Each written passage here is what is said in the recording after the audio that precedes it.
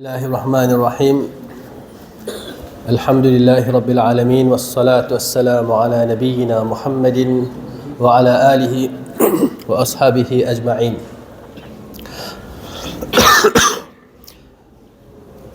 Action qu'avec nous aujourd'hui dans sa daura de 20 actions, 20 pratiques faciles et simples qui amènent nous dans le paradis, 10e et 11e. Premier là-dedans, déjà 10e action, un hadith qui est rapporté par Imam al-Bukhari. Il dit que Rasulullah sallallahu alayhi wa sallam dit Kullu ummati yadkhuluna al-jannah. Tout le monde de mon ummat, tout le membre de mon ummat pour entrer dans le paradis. Illa man aba, excepté ceux qui refusent.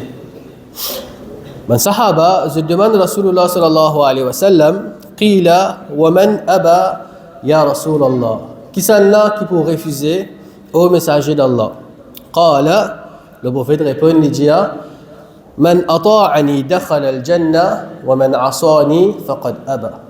Celui qui suit moi, l'enseignement du prophète sallallahu alayhi wa sallam, il rentre dans le paradis, et celui qui refusait, celui qui pas suivre moi, il refusait. Dans ce hadith-là, il y a plusieurs leçons. Nous mentionnons seulement 3 pour sa 10e hadith-là.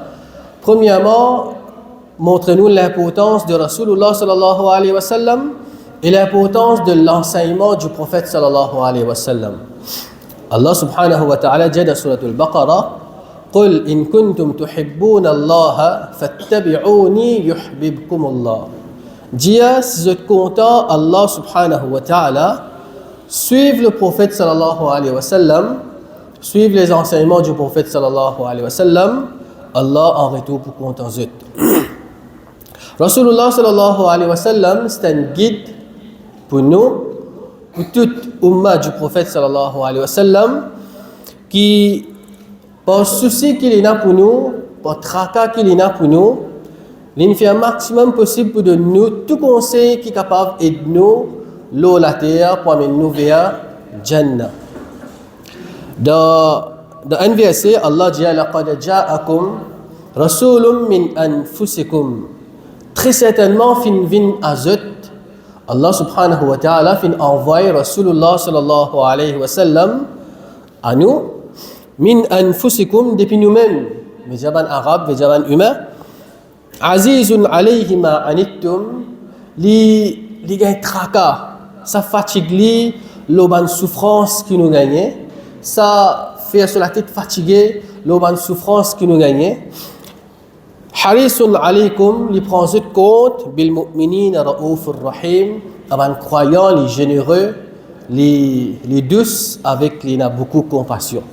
Ça, c'est Rasulullah sallallahu alayhi wa sallam qui nous transmet le message avec nous, avec un contentement, avec un amour, pour qu'il nous sépare, nous recevoir ce message-là sans aucune animosité et nous pratique l'islam sans aucune haine, sans aucun mécontentement que nous pouvons faire. Bien souvent, quand nous passe un message avec nous, nous servons un peu grossier, nous fait les cœurs faire mal, même ce qui peut causer est vrai. Même ça qu'il est correct, mais c'est ma façon qu'il est cause avec nous là, façon qu'il corrige nous, amène nos erreurs, une façon qui n'est pas trop correcte.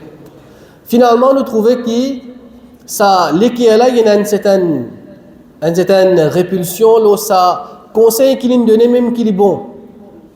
Mais si le prophète sallallahu alayhi wa sallam peut montrer nous que à travers ce verset qu'Allah subhanahu wa ta'ala peut décrire le prophète sallallahu alayhi wa sallam, qu'avec l'amour, avec respect, avec la compassion, il passe message de ce enseignement à nous et aujourd'hui des milliers et des milliers de pratiquent l'islam.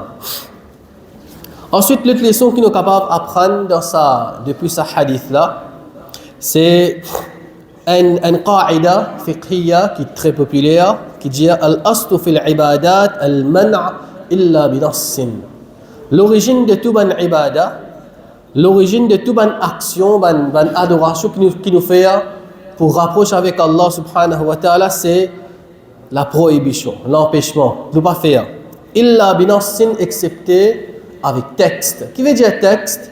Excepté avec une preuve depuis le Coran ou soit une preuve depuis la sunna, le hadith du prophète sallallahu alayhi wa sallam. Nous pas doit pratiquer aucune action, aucune ibadah pour nous rapprocher avec Allah subhanahu wa ta'ala sans une preuve. Soit les vignes depuis le Coran, soit les vignes depuis la sunna, depuis le hadith du prophète sallallahu alayhi wa sallam. Faudrait qu'il y ait une preuve liée là qui nous est capable de faire action là. Et c'est ce qu'on a mis nous pour le troisième leçon, c'est sa action qui même qui est une preuve depuis le Coran ou soit sunna. Faudrait qu'il satisfait deux conditions pour que Allah subhanahu wa ta'ala accepte lui et Allah subhanahu wa ta'ala accorde nous récompense. Première là c'est la sincérité. Comme le prophète sallallahu alayhi wa sallam dit innamal a'malu binniyat, ban action c'est basé sur l'intention, wa innama likulli imri'in ma nawa, et chaque personne pour gagner basé sur l'intention qu'il fait. Si c'est l'intention qui est sincère pour Allah subhanahu wa ta'ala ce plaisir, Allah subhanahu wa ta'ala peut donner sa récompense. Mais s'il n'est pas fait pour plaisir Allah subhanahu wa ta'ala, action n'est pas acceptée. Dans l'autre hadith, Rasulullah sallallahu alayhi wa sallam dit dans le hadith Qudsi, que Allah dit Man amina amalan laysa alayhi amruna man ashraka ma'a ghayri taraktuhu wa shirkuhu. Celui qui fait shirk avec Allah subhanahu wa ta'ala, il est associé dans l'ibadat qu'il fait, Allah dit il quitte lui avec ce shirk. La sincérité est importante dans n'importe quelle action qu'il nous fait. Et deuxième condition, al-mutaba'a, conformité avec le prophète sallallahu alayhi wa sallam. Si nous faisons une ibadah, même qu'il y a preuve depuis si nous faisons une ibadah qui n'est pas en conformité avec l'enseignement de Rasulullah sallallahu alayhi wa sallam, action n'est pas acceptée. Rasulullah sallallahu alayhi wa sallam dit Man amila amalan laysa alayhi amruna fahuwa raddun. Celui qui fait une action qui nous pas enseigné, nous pas fait, Allah subhanahu wa ta'ala rejette. Donc ça c'est trois conseils, ça c'est trois leçons qui nous apprennent depuis ce hadith là, qui nous mettent en pratique pour gagner paradis.